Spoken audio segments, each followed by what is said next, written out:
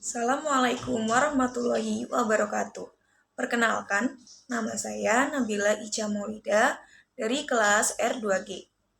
Di sini saya akan mempresentasikan materi mengenai pengertian frasa dan jenisnya untuk memenuhi tugas mata kuliah fonologi Bahasa Indonesia dengan dosen pengampu Bapak Irwan Siagian MPD. Berikut adalah pembahasan materinya. A. Hakikat frasa. B. Jenis-jenis frasa. Jenis-jenis frasa dibagi menjadi 3 bagian. Yang pertama, jenis frasa berdasarkan tipe strukturnya. Yang kedua, jenis frasa berdasarkan jenis kata unsur pusat pembentuknya.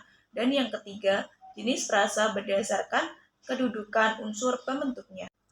Berikutnya, A. Hakikat frasa. Menurut Krida Laksana tahun 2010 halaman 59, frasa adalah gabungan dua kata atau lebih yang sifatnya tidak predikatif. Gabungan itu dapat rapat dan renggang. Berdasarkan pengertian tersebut, frasa adalah gabungan dua kata atau lebih yang sifatnya tidak predikatif. Contohnya, gunung tinggi. Berdasarkan contoh tersebut, gunung tinggi merupakan frasa karena di antara kedua itu tidak ada yang berperan sebagai predikat. Selanjutnya, menurut ramalan tahun 2015 halaman 138, frasa ialah satuan gramatik yang terdiri dari dua kata atau lebih yang tidak melampaui batas fungsi unsur klausa. Berdasarkan pengertian tersebut, apabila sebuah frasa terdiri atas dua kata, dapat dengan mudah ditentukan unsur-unsurnya. Tetapi apabila frasa terdiri lebih dari dua kata, unsur-unsurnya harus ditentukan menurut hierarki bahasa. Contohnya, gedung bertingkat itu sedang diperbaiki. Berdasarkan contoh tersebut, frasa sedang diperbaiki merupakan frasa yang terdiri dari dua kata atau lebih yang tidak melampaui batas unsur klausa. Selanjutnya, menurut Khair Abdul tahun 2012 halaman 222, frasa adalah satuan gramatikal yang berupa gabungan kata yang bersifat non-predikatif atau lazim, yaitu gabungan kata yang mengisi salah satu fungsi sintaksis di dalam kalimat. Berdasarkan pengertian tersebut, berarti frasa adalah gabungan dua kata atau lebih yang bersifat non-predikatif, yaitu suatu penggabungan dua contoh kata dasar yang tidak memiliki predikat dan tidak berpotensi menjadi kalimat. Contohnya, pisang itu sedang digoreng ibu. Contoh yang kedua, Nana sedang membaca. Berdasarkan contoh tersebut, kalimat sedang digoreng ibu dan kalimat sedang membaca merupakan gabungan dua kata yang bersifat non-predikatif, yang suatu penggabungan dua contoh kata dasar yang tidak memiliki predikat dan tidak berpotensi menjadi kalimat. Selanjutnya, menurut Putrayasa tahun 2010 halaman 3, frasa adalah kelompok kata yang menduduki suatu fungsi di dalam kalimat. Berdasarkan pengertian tersebut, fungsi yang dimaksud itu adalah sebagai subjek, predikat, objek, atau keterangan dalam suatu susunan kalimat yang mempunyai gabungan beberapa kata sehingga membentuk hubungan atau keterkaitan antara satu sama lain yang membentuk sebuah makna. Contohnya, pemerintah berusaha meningkatkan kesejahteraan rakyat. Berdasarkan contoh tersebut, kalimat kesejahteraan rakyat merupakan frasa yang mempunyai keterangan dalam suatu susunan kalimat yang membentuk sebuah makna. Oleh karena itu, menduduki suatu fungsi. Berikut terdapat sintesis dari pendapat ketiga tokoh tersebut. Frasa adalah satuan gramatikal yang bersifat non-predikatif, terdiri dari dua kata atau lebih yang tidak melampaui batas fungsi. Artinya bahwa frasa adalah gabungan yang mengisi salah satu fungsi sintaksis dalam kalimat tidak melebihi batas unsur klausa. Selanjutnya, B. Jenis-jenis frasa. Yang pertama, jenis frasa berdasarkan tipe strukturnya. Terdapat A. Hakikat frasa endosentrik. B. Jenis-jenis frasa endosentrik. Jenis-jenis frasa endosentrik dibagi menjadi 3 bagian. Yang pertama, frasa endosentrik koordinatif. Yang kedua, frasa endosentrik atributif. Yang ketiga, frasa endosentrik apositif. Dan yang C, frasa ekosentrik. Yang pertama, jenis frasa berdasarkan tipe strukturnya. A. Hakikat frasa endosentrik. Menurut Ramlan tahun 2017 halaman 7, frasa endosentrik adalah frasa yang salah satu unsur atau komponennya memiliki perilaku sintaksis yang sama dengan keseluruhannya. Artinya, salah satu komponennya dapat menggantikan kedudukan keseluruhannya yang mempunyai distribusi sama dengan salah satu dari unsurnya. Berdasarkan pengertian tersebut, maka dapat disimpulkan bahwa frasa endosentrik adalah frasa yang salah satu komponennya dapat menggantikan kedudukan komponen yang lain atau disebut saling menggantikan. Contohnya, dua orang perempuan sedang membeli baju. Berdasarkan contoh tersebut, kalimat di atas, dua orang perempuan sedang membeli baju mempunyai distribusi yang sama dengan unsurnya. Frasa dua orang perempuan dalam kalimat di atas, dua orang perempuan sedang membeli baju berdistribusi sama dengan unsur dua orang maupun dengan unsur perempuan, sehingga kalimatnya menjadi dua orang sedang membeli baju dan perempuan sedang membeli baju. B. Jenis-jenis frasa endosentrik. Yang pertama, frasa endosentrik koordinatif. Dibagi menjadi 3 bagian. Yang A. Frasa endosentrik koordinatif aditif. B. Frasa endosentrik koordinatif alternatif. C. Frasa endosentrik koordinatif konstratif. Yang pertama, frasa endosentrik koordinatif. Menurut Ramdhani tahun 2018 halaman 26, frasa endosentrik adalah frasa yang distribusi unsur-unsurnya setara dalam kalimat.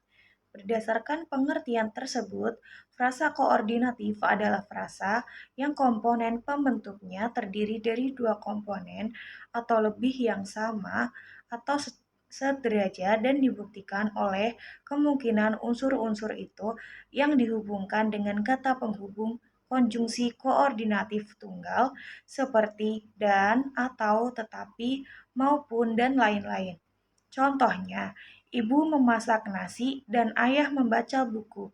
Berdasarkan contoh tersebut, bentuknya yang sederajat, maka frasa ini dapat dihubungkan dengan konjungsi koordinatif tunggal seperti dan, atau, maupun. Selanjutnya, A. Frasa endosentrik koordinatif aditif. Menurut Baihaqi tahun 2014, frasa endosentrik koordinatif aditif adalah frasa yang unsur-unsurnya dihubungkan dengan kata sambung dan, serta unsur keduanya harus setara. Berdasarkan pengertian tersebut, frasa endosentrik koordinatif aditif adalah frasa yang unsur-unsurnya mempunyai kedudukan yang setara, sehingga di antara unsur-unsur itu dapat saling menggantikan dan dapat disisipkan kata dan. Contohnya, Rania menekuni sebuah cincin teramat indah yang kini terapit telunjuk dan ibu jari.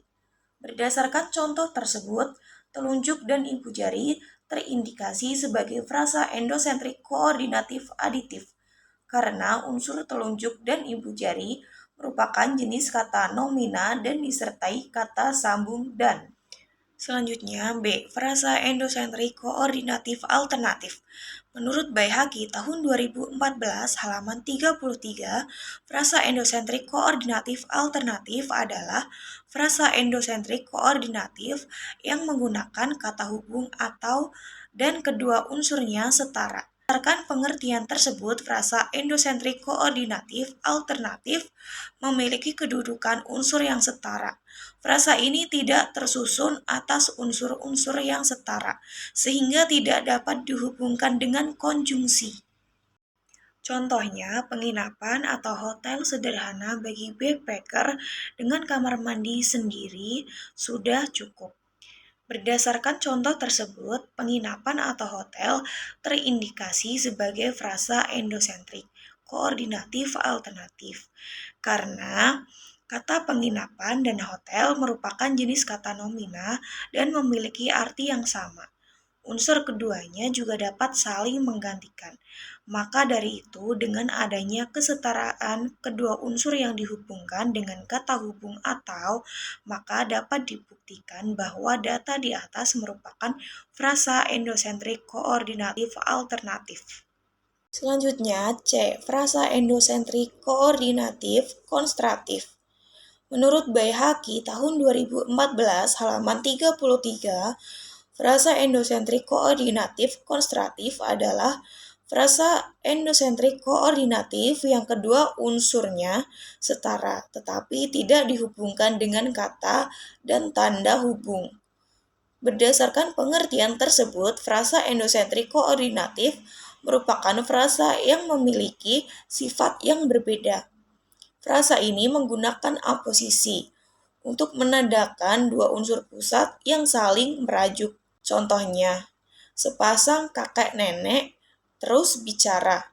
Berdasarkan contoh tersebut, unsur kakek nenek ini juga merupakan jenis kata nomina.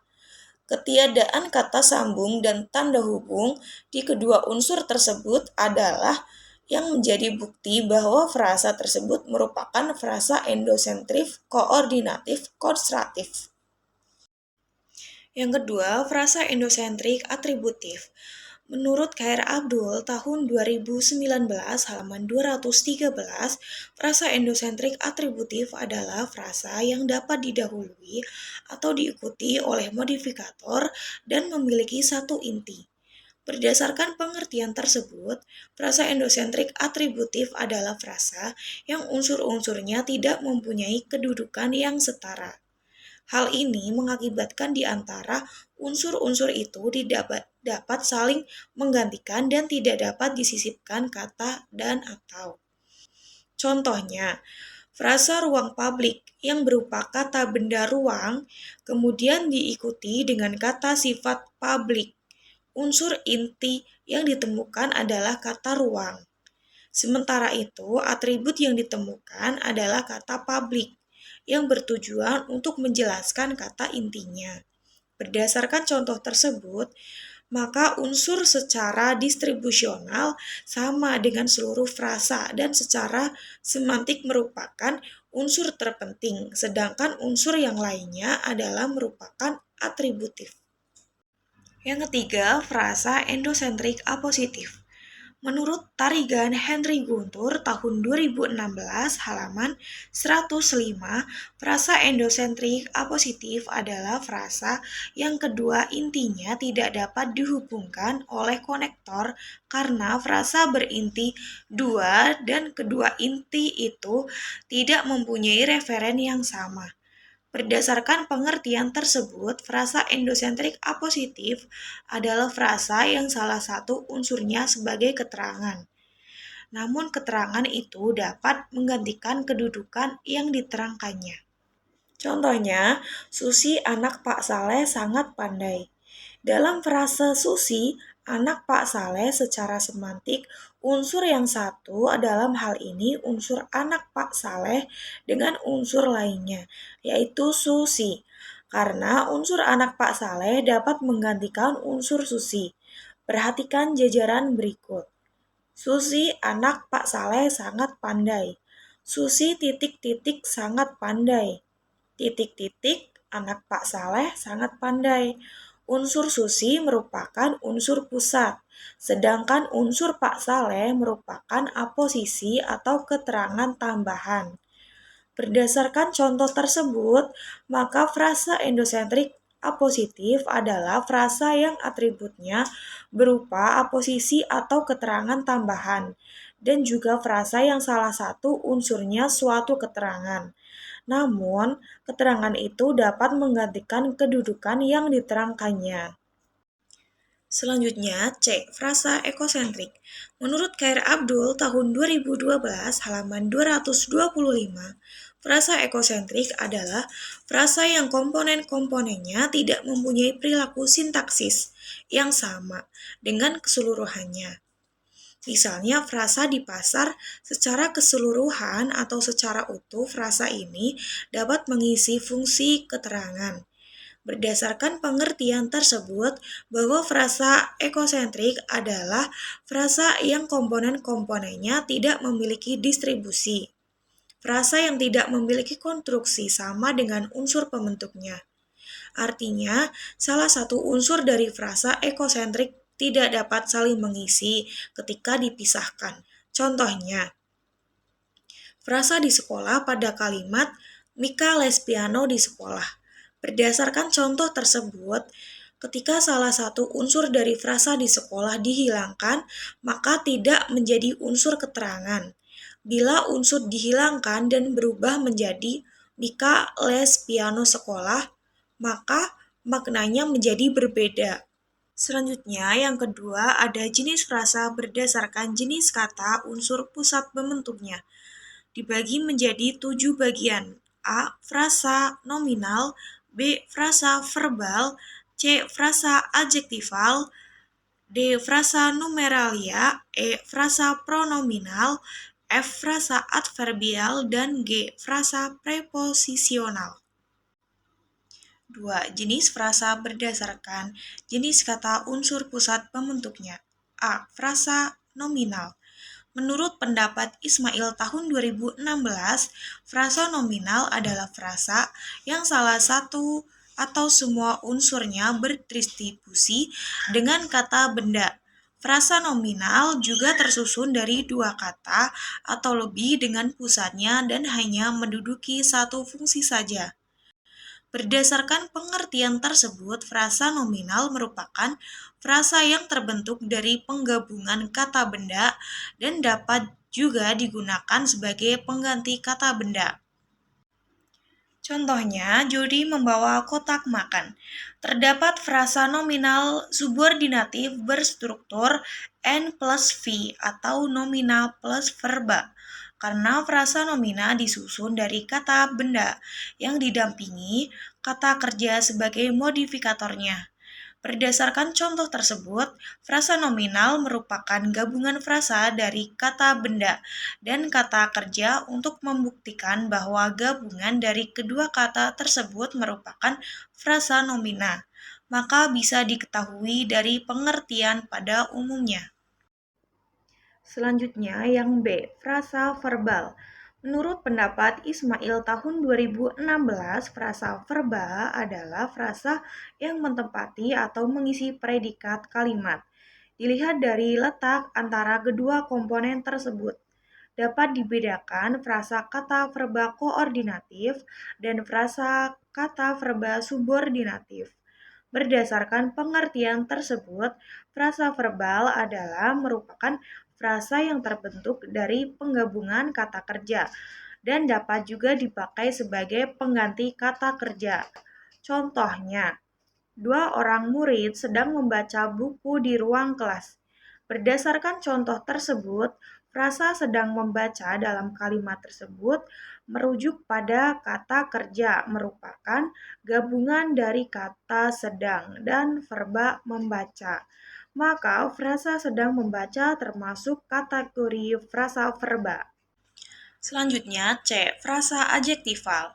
Menurut Krida Laksana tahun 2010 halaman 46, adjektival berperilaku mirip dengan verba, yakni sama-sama bisa didampingi tidak dalam konstruksi, tetapi berlain daripada verba, juga dapat didampingi agak dalam konstruksi.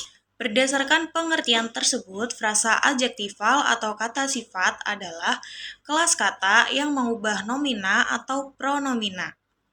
Biasanya dengan menjelaskannya atau membuatnya menjadi lebih spesifik.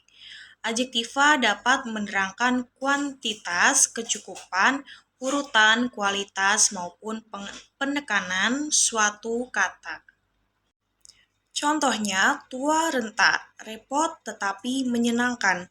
Berdasarkan contoh tersebut, dalam kalimat pertama merupakan konstruksi adjektiva plus adjektiva. Konstruksi ini memiliki makna gramatikal sangat atau penekanan, sedangkan pada kalimat kedua merupakan konstruksi adjektiva plus adjektiva. Konstruksi ini memiliki makna berkebalikan sehingga dapat disisipkan kata tetapi. Selanjutnya D. Frasa numeralia.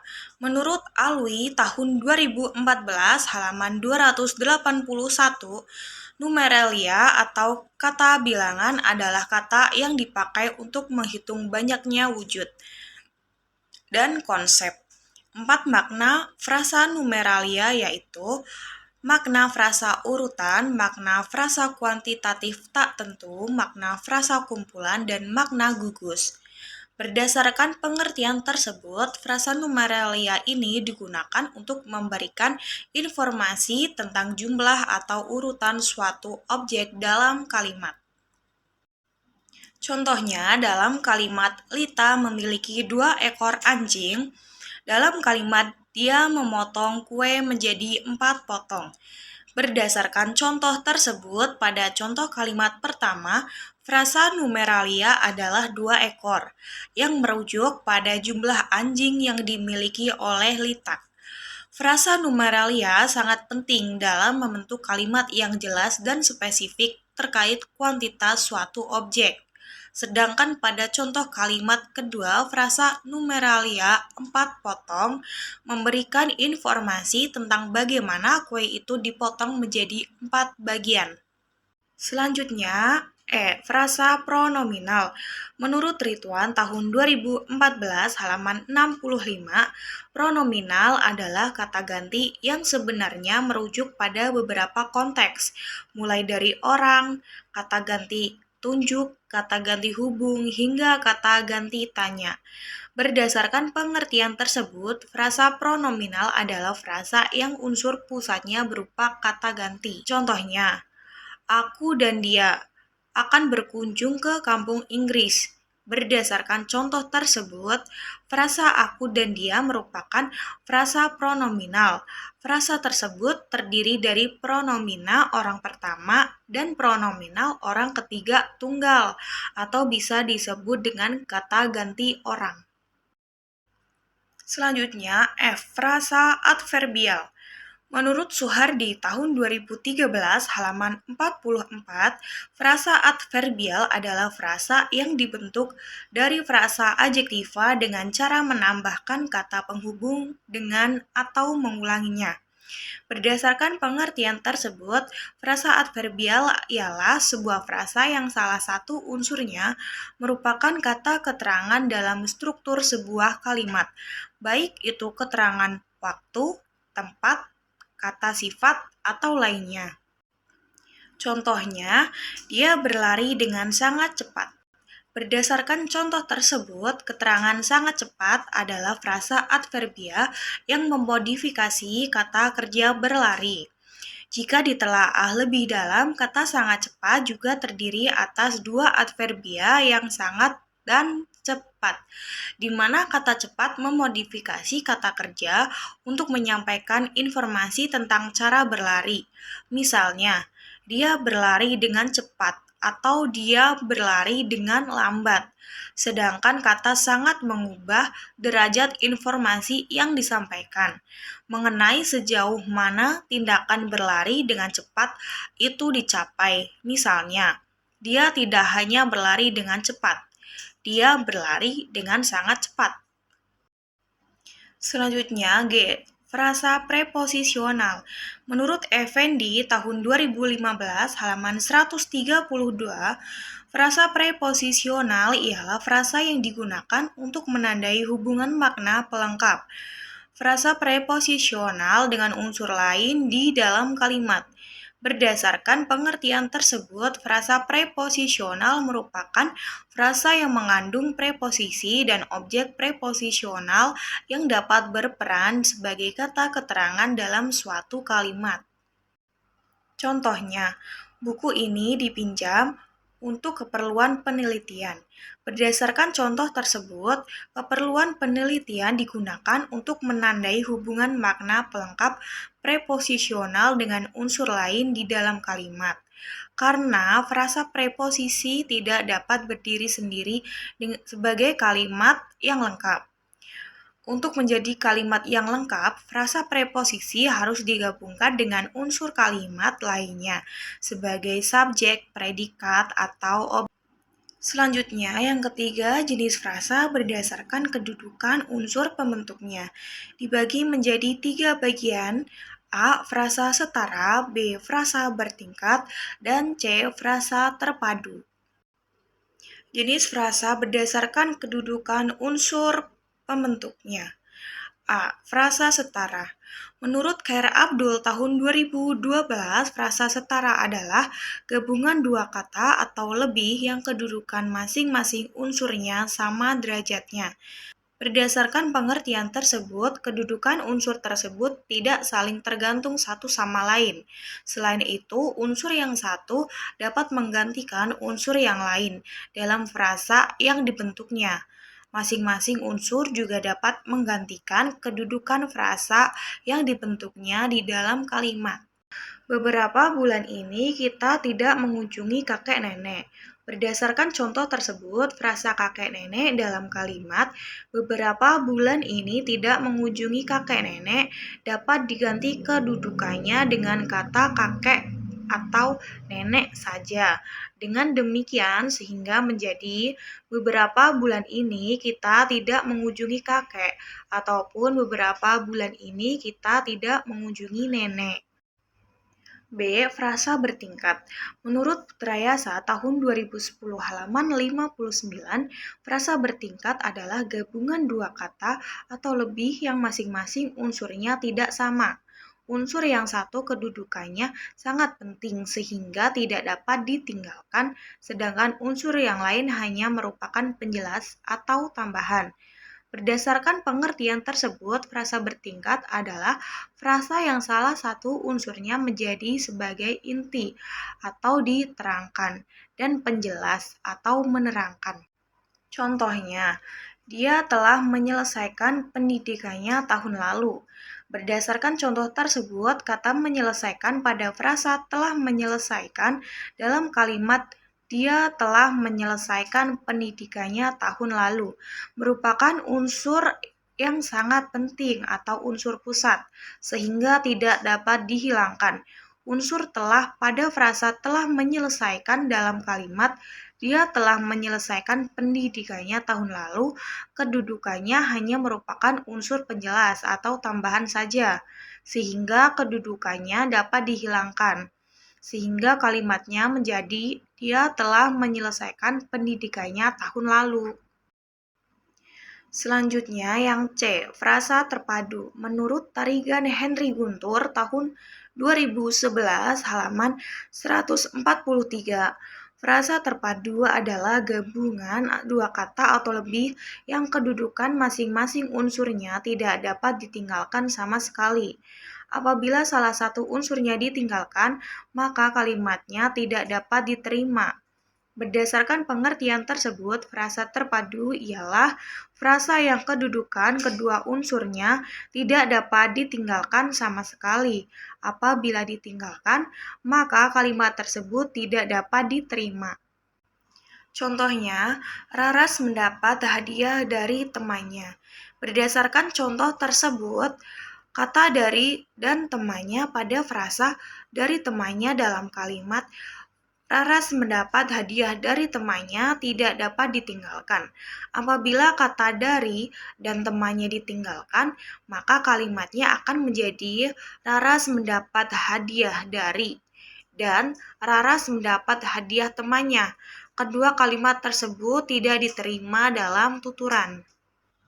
Berikut adalah simpulan dari frasa. Frasa adalah gabungan atau pengkelompokan dari dua kata atau lebih, namun tidak membentuk kalimat sempurna karena tidak memiliki predikat. Frasa endosentrik misalnya, frasa yang unsur-unsurnya memiliki distribusi, posisi atau letak yang sama dengan tidak yakin di dalam frasa. Frasa endosentrik memiliki unsur-unsur yang berkedudukan setara. Meski memiliki kedudukan setara, frasa ini tidak tersusun atas unsur-unsur yang setara, sehingga tidak dapat dihubungkan dengan konjungsi. Berikut terdapat daftar pustakanya. Sekian penjelasan dari saya mengenai pengertian frasa dan jenis-jenisnya. Kurang lebihnya saya mohon maaf. Terima kasih. Wassalamualaikum warahmatullahi wabarakatuh.